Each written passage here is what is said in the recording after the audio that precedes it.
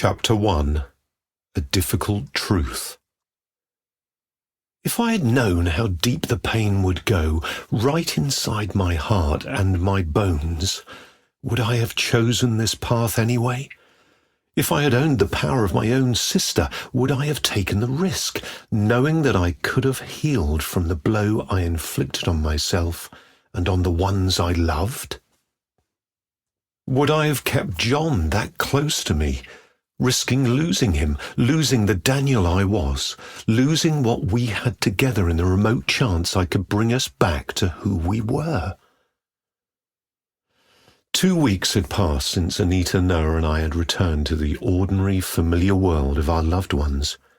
We had left Rooney with new discoveries and new feelings, and now we were struggling to find the painful balance between what we had and what we were destined to have, between who we were and who we had become. We all had our own challenges to face, different truths we had to come to terms with. Anita was still struggling to accept that what she had experienced was indeed real. Her memories hadn't returned, despite the effort we had both put into digging for them. She could feel the joy and the pain, the fear and the excitement, like ghosts of an ancient past coming to haunt her days. But she still couldn't believe. Noah had sent a few texts a couple of days after he had gone back home, saying he didn't know where to start. His past was simpler but blurrier than mine. There was no artifact to trace back, no lead to follow. He had nothing that could lead him through. As for me, I had tons of memories, evidence of who I had become, and with those, the difficult conversations with John were multiplying. I had decided to go all in. If I had to face the challenge of sharing the complicated truth, I was going to do it fully. All my secrets had been exposed in the open, been revealed the same day I had come back home. There was no easy point to make. Every piece of information was painful for him and for me. Every detail was difficult to grasp. If learning that I had been in another world was incredible to believe, the fact that I had experienced it with someone else, another man he knew nothing about, was impossible to digest. The worst came when I told him how Noah and I were somehow bound together. "So, this is a very convoluted way of telling me you fell in love with someone else," he replied at some stage. John's words were filled with resentment and fear. "I didn't fall in love with anybody. I'm telling you what I discovered. This has nothing to do with you and me. Do you understand? How can you tell me you met a man, that the two of you are connected, that you feel each other's feelings and thoughts, and at the same time tell me this has nothing to do with you and me?" He had a point. Whatever this is, it's not me doing it. It happened to me, not done by me. But I knew that was a subtle difference to grasp. "And what is falling in love? You're telling me that the two of you, and by the way, I don't even know who this individual is." Individual. He reminded me of Anita, the first time she said, "This Noah," to keep the distance. "Are the two halves of something? How can you expect me to not feel like you're just in love with him?" "Okay, let me explain it again." I had to make it clearer. "My feelings for you are the same. I love you. That hasn't changed and probably never will. Now, I've found out why all that madness was happening to me. I know it's impossible to believe, and I don't believe it myself sometimes, but I have seen it with my own eyes, and I have felt it in my head, in my skin. This thing, as you called it, includes a shocking truth about me and Noah. Do I want it? No. Can I stop it? I don't think so." John went quiet. That was the third or fourth time, within the space of a week, that we had argued about it. He was sitting on the couch in our sunroom, and I was about to let Daisy back in through the patio doors. In between going in and out, it felt strangely symbolic of what my life had become. The fight had erupted out of nowhere, as if he had been fueling it in the background, an explosion waiting to happen at any moment. What are we doing now? What am I supposed to do? Wait for the day you tell me you aren't meant to be together? It's not easy to hear that you have this mental connection, this, whatever this is, with another man. I've told you because this is something that has happened to me. This is happening to me. It doesn't mean anything for the two of us. We are together. I want things to stay this way. That was my fractured truth. I knew I couldn't be certain about anything anymore, but I wanted to believe that he was the man I would grow old with, the one I would have a life with regardless. Little did I know back then that my will didn't matter. I was part of something bigger, something written long before I was born as Daniel. It was a destiny I didn't want, but I couldn't run from it. A few days later, Anita came to the house with the latest updates on her and Patrick. John was working in his workshop in the garage at the back of the house. "You have to understand, this is not easy for him," she said at some point. We were sitting on the bench outside, and Daisy was asleep in the shade, finding some relief from the unusual warmth. "I know that. I barely understand it myself," I replied. "Yes, but you lived it. Nobody else in here has," she said, as if she had no part in it, almost like she was the female version of John. "Anita," I answered, exhausted, "you did. You were there with me. I know you can't remember, but why would I lie to you? You were with me every step of the way."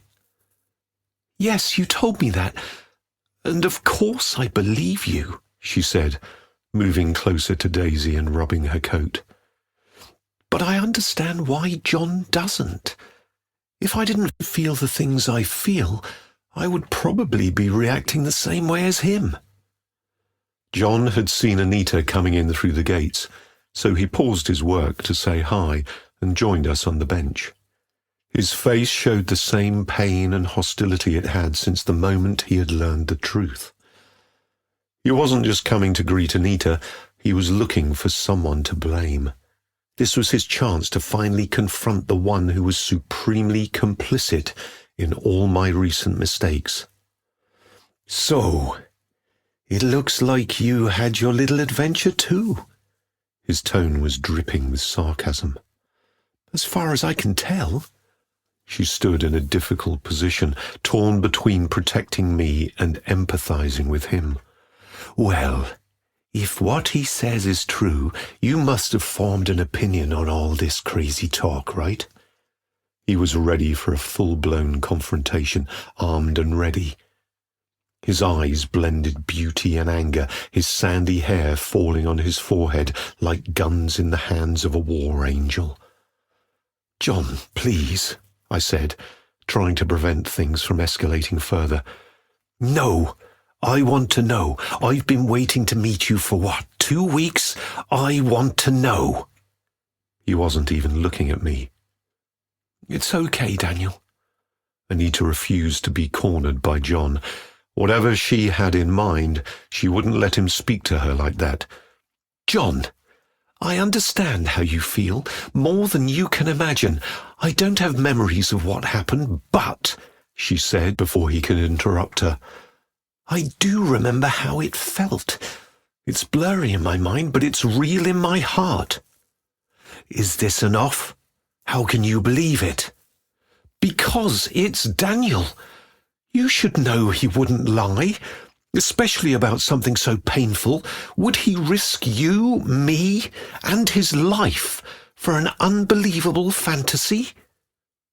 Her memories might have been left behind at the gates to the two worlds, but her faith in me remained steadfast. John looked at me, his face releasing its grip on anger and disbelief. Anita had struck a chord in his mind, and he was now questioning his own thoughts right in front of us. "John, please," I said again. "You can't be mad at me because you don't believe me, and, at the same time, because you do. If you don't believe me, then okay, I'm crazy. I'm losing my mind. Let's make decisions based on that. But if you're mad at me because you do believe me, then let's face the worries that came with it. Fighting on both sides isn't helping, and to be honest, it's not fair either. This is why I was hoping Anita could shed some light, help me believe it even if it hurts." He looked back at her, waiting. The answer remained the same. She couldn't help him trust me. She had her own similar demons to face. Eventually, her practical side resurfaced. "I told you, John, I don't remember. But I can tell you this. I've been thinking about what happened. We were gone for days and days. I've lost weeks of my life, and I don't know how. How do you explain that?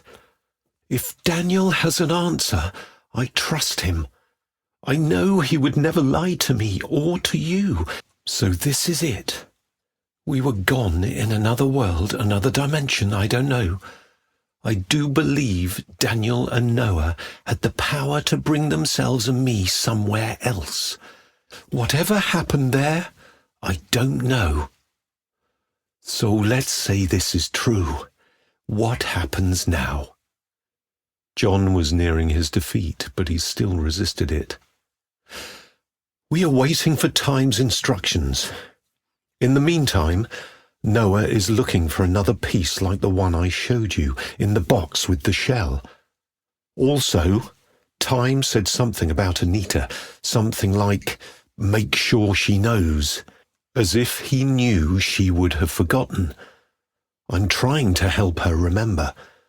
Other than that, I don't know what's going to happen next." "What about you and this Noah?" he asked, repeating the same question again. "The only me and Noah that I know of is the two pieces together. I have mine, finally. He needs to find his. Apparently that's important for whatever we'll need to do, but there is nothing else between me and Noah," I repeated, hoping Anita would confirm it. "John." Anita tried to get his attention. His gaze had drifted far beyond our heads, his mind grappling with the enormity of that difficult truth. "It's going to be okay. We are back home. You are Daniel's home. That's all that matters now." The 15 minutes we spent outside with John felt like hours. Anita was ready to leave, but John returned to his work, his mind melting. So she decided to stay a little longer. "Tell me about you and Patrick," I said after John left. This time I wanted to force the conversation. I knew Anita hadn't shown any opening to that painful topic, but I desperately needed to talk about anything other than me. "There is no me and Patrick, I'm afraid. Oh, he was worried about me being gone. He wanted to know what happened, and of course I lied. I told him I needed some time to think, and I had asked you to come along."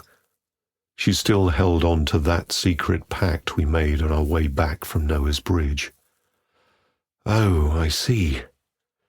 Did he think we're nuts?" I replied, smiling. "Well, either that or—" she hinted at our journey to Rooney. "Or that. I guess I went for the easier one." "Did you talk about what's going to happen between the two of you?" I kept pushing. "A bit. Of course, It's Patrick we're talking about. There's no talking about feelings, commitments. How far can a conversation go with someone like that? She was somewhat cold towards him, towards the idea of fixing their problems. So you're not going to get back together, I assume? I don't think so. He doesn't budge from his spot. Everything is so shallow. It's like he can't go any deeper than that. And to be honest, I was okay with it until a few months ago. I guess I've changed, and he's not going to bridge that gap I've left. What about his crazy ideas? I still remembered what she had told me while we were sitting by the mountains, after passing through hell in the Valahan Mogs, waiting to rescue Noah from the Crimson Queen. Did you tell him how you feel about it? Sure. That's the main reason we've had so many fights lately. He never liked his family, always complaining about it. He wanted to be independent and be independent with me by his side. Then one day he decided he wanted to leave the country, start a new life, start a new business. You never told me that. I was shocked, because it didn't make any sense. I thought he was joking, but then he started getting closer to his family again. His sister, Aoife, do you remember her? Her boyfriend lives in Germany. He had a business plan, some crazy project about an e-commerce for cheap stuff, and she was going with him, and Patrick's family wanted him to go too, to be part of this adventure. I'm telling you, nuts! I couldn't believe my ears when she had told me about Patrick randomly moving from one idea to another. I didn't realize she was talking about something so extreme. Okay, let's leave this project aside for a moment. What about you? I asked. About me what? She replied, still angry just by talking about it. You in this picture. Did he ask you to go with him? Of course not. It didn't matter. I didn't matter. So I knew it wasn't just his inability to show emotions.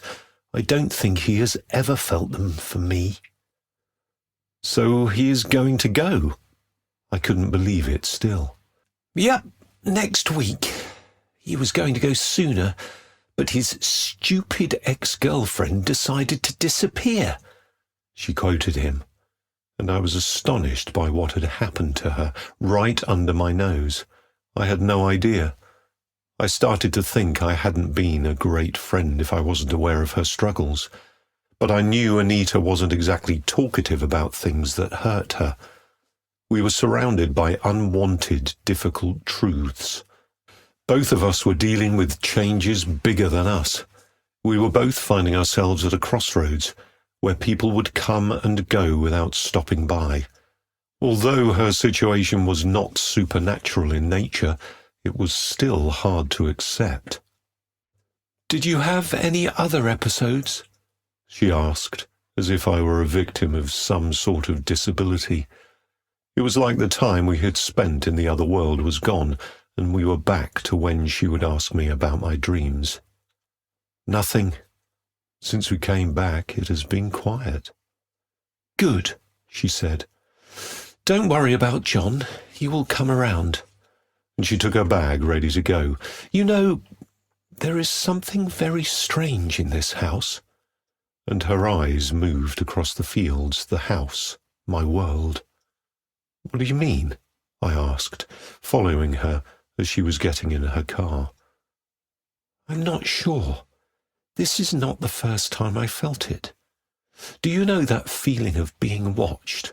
When you walk in the streets, at the shops, sometimes you can tell when someone's eyes are on you.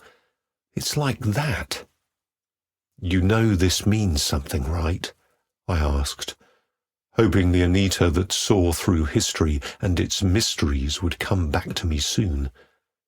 Can you see what it is? No, I can't.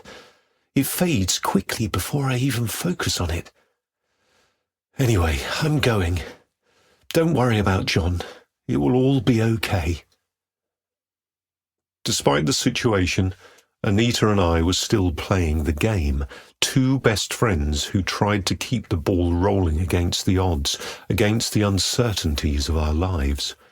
Somehow, the fact that she was still the same, even without her memories, was reassuring. If my problems with John could have been fixed as Anita hoped, the issue with my unjustified absence from work was getting worse.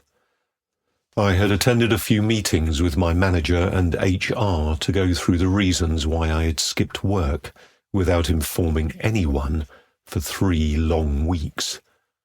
The morning after Anita's visit, I was again facing the inevitable series of questions about my reasons and my whereabouts. I wasn't expecting any positive outcome. After all, in their eyes, I had breached my contract. My behaviour was considered unacceptable, but somehow my excuse protected me from a harsh judgment. I said I had gone to Italy to see my grandma, who had suddenly got worse. Once again, my lies were mixing with a reality that few others could have understood. My apologies broke through the wall of dismissal, and I came out victorious, but with a severe warning. There wasn't much to celebrate, but considering the risk I faced, I felt spared.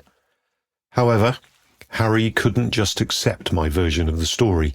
Although he wasn't going to affect my life in any way, he was determined to pass a sentence of bad friendship and unreliability. "You should consider yourself lucky. If that were me, they would have fired me on the spot," he said as we were sitting outside in the outdoor dining area at work. Without me even noticing it at first, he had started to smoke. The idea that I hadn't had a cigarette in weeks had just popped up in my mind. "They didn't go as easy as you think, Harry. I'm still in by a pure miracle," I replied, not wanting to engage in his argument, because it was always the same. I was the lucky one, the one who didn't really work that hard. "Yeah, a miracle. If we were in England, you would be long gone now," he replied, not even looking at me. "Hold on 1 second now. You're obviously mad. I don't understand if you're mad because I'm somehow safe, or it's because I was gone for 3 weeks without telling you," I said, carefully choosing my words. The sinner and my right to be treated fairly felt weak. "No, I don't know," he stuttered. "Yes, it's because you were gone. People were worried. Here, they were worried and started to ask me questions." "I told you already that I'm sorry. What else do you want? Do you understand it was something that took me by surprise?" "Well, you had the time to tell Anita and bring her there with you. Surprising there, is it?" he retorted, and there it was. The reason behind his anger was who I had chosen to bring with me, to support me in what, in fact, was a lie. "Believe me, she is not happy either. I actually spared you from the trouble," I replied, and once again my lies were almost true. "Did you meet any special girl while I was away?" I clumsily changed the topic, using Harry's self-centeredness. "No, it's the same story every time. They say they are looking for something special, but then they are really not. And they say us men are the insensitive ones. I'm growing tired of this country, to be honest. There is not one thing that goes my way." "It's not the country, it's the people, Harry, and not all of them. Just a few rotten apples can't make you feel like everything else should be thrown away." Immediately after saying it, I pictured myself in a basket full of bad apples. "You'll find someone. Soon, I would imagine." My attempt worked. Harry went on and on for a good 5 minutes, taking the rest of my break. I was happy I had managed to put the issue away. I was also glad he wasn't trying to inquire about my trip to Italy and all the questions that were left unanswered. The heavy day passed, and coming back home was just a relief. Daisy was the only one left in my life who was giving me a good time just by seeing me. There was no, "Where have you been? You left me alone. You did me wrong." It was just pure and simple love, the same she had shown me since the day we had brought her home. John, on the other hand, saw me coming home, but decided to stay in his workshop, a clear sign he was still processing his thoughts and feelings for me. Right before I decided to go and see him, asking what he wanted for dinner, a message popped up on my phone. "Noah, how are you? 3 weeks now, and I'm still looking. Daniel, did you not find anything at all, a lead? Noah, nothing really. My mother had a journal she was keeping. I had no idea it existed. I've started to read it, but it feels like I'm intruding. Daniel, do you think she was your Praetorian, like my grandma was for me? Noah, I'm not sure. I'd say yes, she was. She mentions a few names of bad people she met early in the years. She calls them harpies. Daniel, it really sounds like bad people. Noah, did you get fired? Daniel, not for now. I have to go make dinner. Text me if you find anything. Noah, all right. Is John okay? But I didn't answer his last text. Somehow, talking to him about John felt weird. It felt like I was being unfaithful to John by talking to Noah, and unfaithful to Noah by talking about John. Finally, the artist decided to come back home, right after I had put my phone on the kitchen table. His body brought the cold front of an early-ending summer, and I was unprepared to face another storm.